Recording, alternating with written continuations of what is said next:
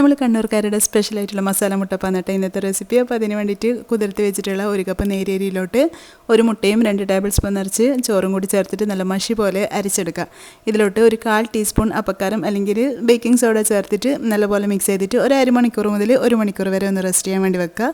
ഇനി ഒരു പാന് അടുപ്പിലോട്ട് വെച്ചിട്ട് ഇതിലോട്ട് കുറച്ച് ഓയിൽ ഒഴിച്ചിട്ട് ഇഞ്ചി വെളുത്തുള്ളി ചതച്ചതും പച്ചമുളകും അതുപോലെ കറിവേപ്പിലയൊക്കെ ചേർത്തിട്ട് ഒരു പച്ചമണം മാറി വരുമ്പോൾ ഒരു 2 സവാള ചെറുതായി അരിഞ്ഞതും കൂടി ചേർത്ത് കൊടുക്കുക.